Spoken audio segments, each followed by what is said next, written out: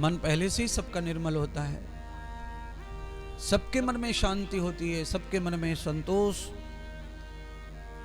पर जब मन और बुद्धि और चित्त के अंदर धुना बुनी चलती रहती है, कुछ धोना, कुछ पकड़ना, कुछ खरीदना, कुछ बेचना, कुछ ये लेना, कुछ वो देना, जब मन में संसार बस जाता है, संसार का कार्य बस जाता है, तो मन भी उथल पुथल करता है, तो मन भी मैला सा हो जाता है। और जब मन मैला हो जाता है तो मन की शांति चली जाती है, मन का चैन भी चला जाता है। और जब आदमी अपने मन को एकांत में लेकर के 4 घंटे धैर्य से बैठता है, तो उसके मन में आया हुआ उद्विग्न, आया हुआ तूफान, आया हुआ जो गंदगी है, बेचैनी है, अशांति है, असंतोष है, वो धीरे धीरे धीरे धीरे बैठ जाता है और उसका मन फिर से निर्मल होने लगता है।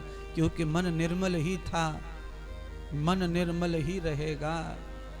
पर उसका वर्तमान कार्यों के कारण, संसार के प्रलोभन के कारण गंदा हो जाता है, गदीला हो जाता है, और उसमें बेचैनी, अशांति, असंतुष्टि, असंतोष पैदा हो जाता है।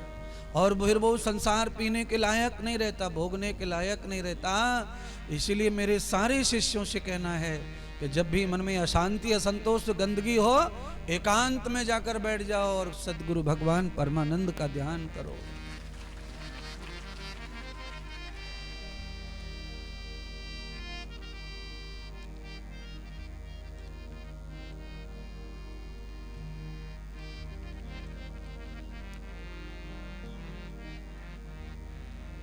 सब कुछ मन के कारण ही पैदा होता है, संतोष भी और असंतोष भी। आपका मन आत्मा के साथ जब छोड़ देता है शरीर को, तो कुछ नहीं रह जाता, ना संतोष रह जाता, ना असंतोष रह जाता, ना बेचैनी रह जाती। अच्छा, आपने मरते हुए शरीर को देखा है, डेड बॉडी को जलते भी देखा है। कितनी भयंकर आग शरीर पकड़ लेता है, 10-10 फुट लंबी लू उचड़ती है शमशान में। शरीर को कोई चिंता नहीं है, कोई अशांति नहीं है शरीर में, शरीर मस्ती से जल रहा है, कोई बेचैनी नहीं है।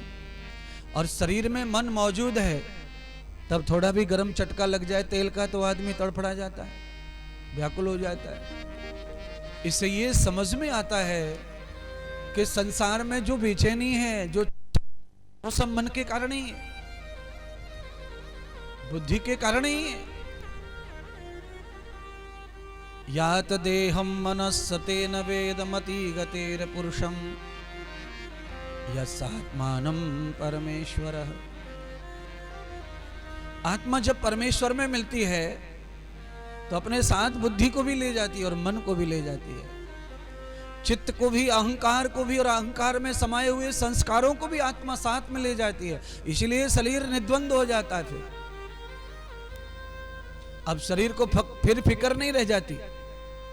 कई शरीर ऐसे हैं जिनको डॉक्टर मेडिकल में ले जाते सीखने के लिए, मेडिकल के छात्रों को सिखाते शरीर से, काटते हैं, फाड़ते हैं, चिड़ते हैं, दिखाते हैं, यहाँ लीवर होता है, यहाँ फेफड़ा होता है, यहाँ किडनी होती है, यहाँ ब्लडर होता है। महीनों तक शरीर को काटते, फाड़ते, चिड़ते, सिलते रहते हैं छात्र। शरीर को कोई बेचैनी नहीं है और कोई पीड़ा नहीं है। क्यों नहीं है? जिसके कारण पीड़ा होती है, सेंसिटिविटी, ब्रेन को समझने वाली कोई चीज, कोई सेल्स जो है वो मर चुका है। अब बॉडी में सेल्स ही नहीं है तो कहां से उसको सेंस आएगा? बॉडी में जब सेल्स होता है तो बॉडी को सेंस मिलता है, यानी कि मतलब समझ में आता है। इसका मतलब क्या है, इससे क्या होता है, ये क्यों हो गया, ये क्या है, ये सारी बातें तब समझती हैं जब आपका मस्तिष्क, आपका मन चंचल चल रहा हो। और जब ये शांत हो जाता है, जब ये मर जाता है शरीर, तो मन तो मरता नहीं है, मन तो कभी मरता नहीं है, बुद्धि कभी नहीं मरती है। क्योंकि बुद्धि मर गई तो नई बुद्धि पैदा नहीं हो सकती है, वही बुद्धि ट्रांसफर होती है दूसरी जगह। चाहे कर कितने भी घर बदले जाएं भाड़े के, आदमी भाड़े का घर बदलता है, सामान साथ ही लेके घूमता है जो उसके पास होता है। चाहे कितने भी मोहल्ले बदले जाएं, कितनी भी कॉलोनियां बदली जाएं, कितनी भी दूर घर मिले, चाहे घर अच्छा चाहे छोटा चाहे बड़ा, जैसा भी घर मिले, पर प्यारे बंधुओं, घर बदलेगा सामान वही रहेगा। भाड़े पर घर बदलने वाला आदमी सूटकेस को कहां फेंकेगा, कहां संदूक डालेगा, अलमारी कहां ले जाएगा, फ्रिज कहां ले जाएगा, तभी चिमटी फुकड़ियां सब वहीं ले जाएगा।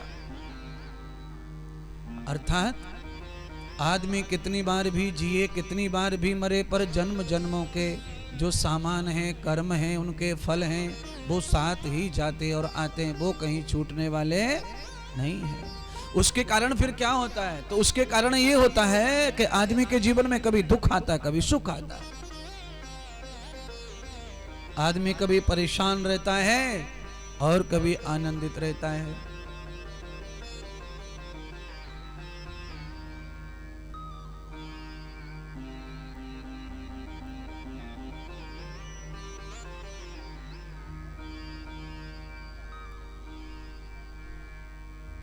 सबके जीवन में ये उथल पुथल चलती रहती है। आपको इस कथा की इसलिए आवश्यकता है, मेरे द्वारा जो उपदेश, जो व्याख्यान दिया जा रहा है, उसकी आपको इसलिए जरूरत है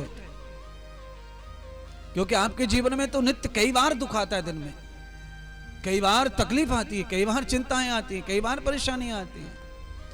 हमें नॉलेज है, हमारी बुद्धि काम कर रही है बराबर, हमारा विवेक भी बहुत बढ़िया काम कर रहा है, हम तो समझ लेते हैं। कितना भी बड़ा संकट आया, विपत्ति आई, तो हम समझ लेते हैं उस बात को।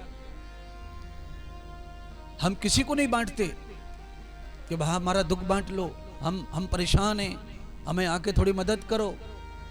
अरे किससे कैसे मदद ले सकते हैं? आप 1000 लोगों को अपनी बात बताओ, अपना दुख बताओ, मदद मांगो, पर यह व्यर्थ ही है, क्योंकि कर्म आपका है, भोगना आपको ही है। सारे के सारे प्रेमी जन आ जाएं तुम्हारी मदद करने के लिए, तो भी तुम्हारे कैंसर को वो ले जा सकते नहीं हैं, तुम्हारे माइग्रेन को ले जा सकते नहीं हैं, तुम्हारे दर्द को नहीं बांट सकता कोई। माथे में जो रोज दर्द होता है उसे कोई बांटेगा नहीं। आपको कैंसर का जो रोग हो गया है उसे कोई ले जा नहीं सकता है। आपको सेब संतरा ला के दे देंगे, हो गया, आंसू बहा लेंगे, हो गया, पर आपका क्या हुआ तो आपको ही भोगना है। इसीलिए उसे बांटना या बताना भी जरूरत नहीं है किसी को। अच्छा, आप सब बताओ, आप लोग ज्यादातर फूल बांटते हैं कि कांटे? आपने कभी ऐसा किया है कि मंदिर में कांटे चढ़ाए आए हों, फूल न चढ़ाए हों? तो ऐसा कभी नहीं हुआ होगा।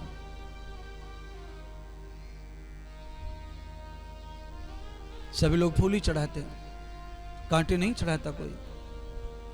कभी कभी कांटा आ जाता है फूल में, उसको भी लोग निकाल देते हैं, तोड़ देते हैं, छील देते हैं, साफ कर देते हैं। इससे ये सीधा सीधा समझ में आ रहा है कि व्यक्ति के फूल में, डाल में कांटा होता है, उसे वो साफ करके ही देवता को चढ़ाता है। तो समझ में आ गया कि आदमी सबको सुखी देना चाहता है, किसी को कोई दुख नहीं देना चाहता, पर किसी के द्वारा किसी को दुख प्राप्त होता ही रहता है।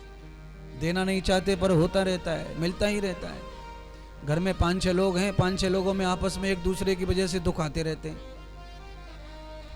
और घर में ये माथापच्ची होती रहती है। इसकी वजह से आज कलेश हुआ, इसकी वजह से आज ये कष्ट आया, इसकी वजह से आज पूरा घर बर्बाद हो गया, इसकी वजह से आज घर में अशांति चल रही है। ये कभी शांत नहीं रहने देता, ये कभी शांत रहने नहीं देती। ये घर में सबके में चलता है। कोई भी घर ऐसा नहीं जहां एक दूसरे पर ठीकरा ना बोलते हो, आरोप ना लगाते हो, पर ऐसा है नहीं।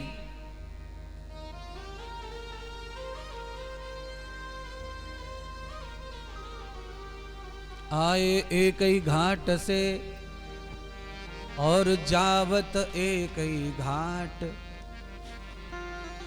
अपने अपने कर्म से होते 12 बाट। सबके आने जाने का मार्ग सेम है, पर आदमी का कर्म अलग अलग है घर में। देखिए 2 साल पहले एक लड़का पैदा हुआ था औरत को, 2 साल के बाद में एक लड़की पैदा हुई। लड़का लड़की में 2 साल का फर्क है, मशीन वही है, डाई वही है, सब कुछ वही है, रोटी पानी वही है, खाना कमाना वही है, नौकरी चाकरी वही है मैडम की, पर दोनों बच्चों की खोपड़ी अलग अलग है। लड़की का स्वभाव अलग और लड़के का स्वभाव